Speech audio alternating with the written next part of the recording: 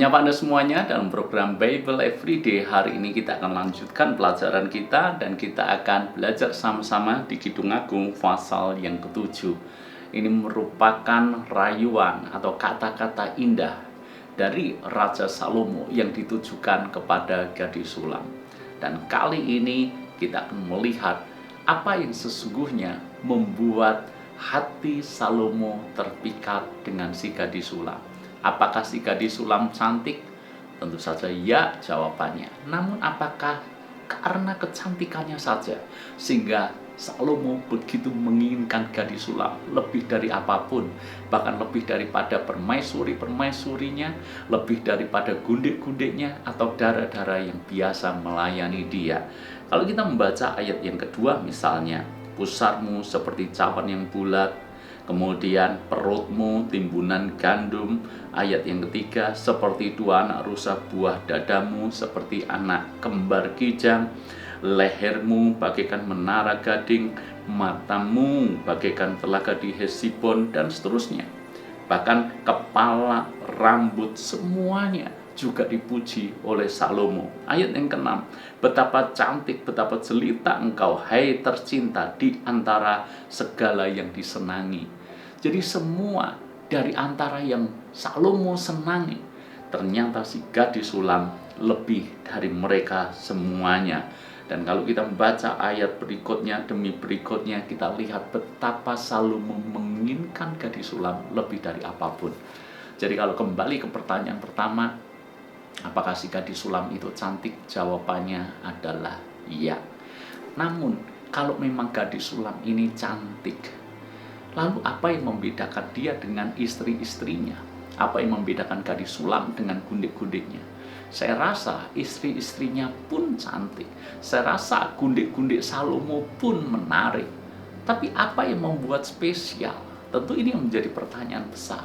Maka kita akan menemukan ayat yang pertama menjadi jawaban dari pertanyaan besar kita hari ini.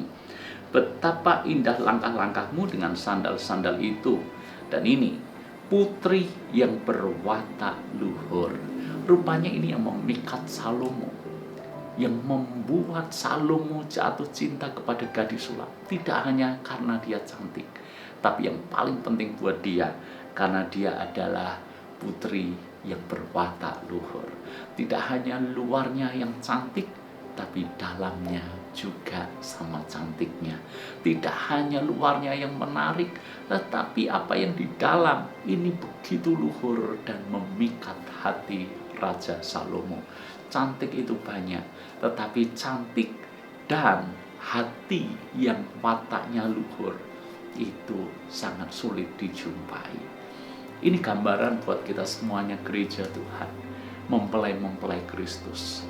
Tuhan pun menginginkan gerejanya cantik, tetapi lebih daripada gereja yang cantik, maka orang-orang yang ada di dalamnya, umat jemaat yang ada di dalamnya, itu juga harus cantik.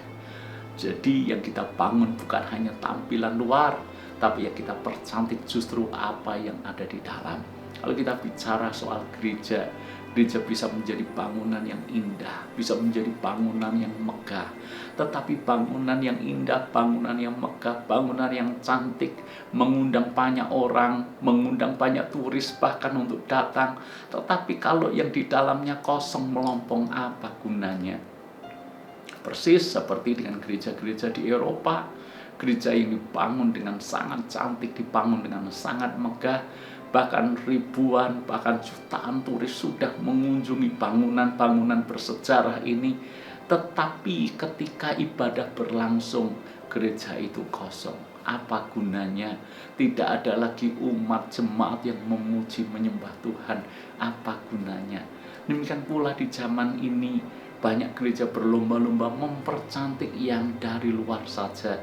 Namun pesan saya, buat jemaat yang saya layani maupun Anda dimanapun Anda bergereja, mari sama-sama yang kita percantik bukan hanya gedung, bukan hanya bangunan, karena itu sifatnya toh juga relatif.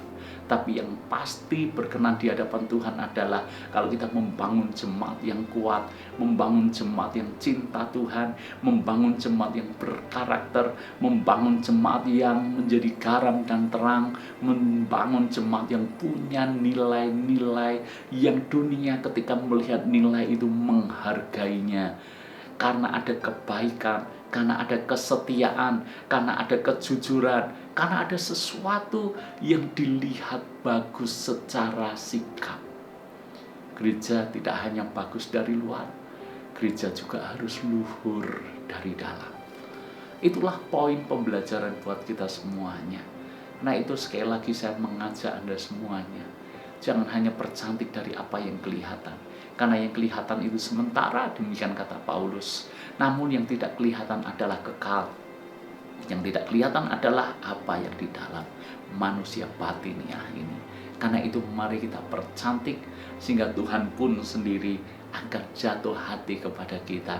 Karena Tuhan melihat kita ini mempelainya yang berwatak luhur. Tuhan berkati.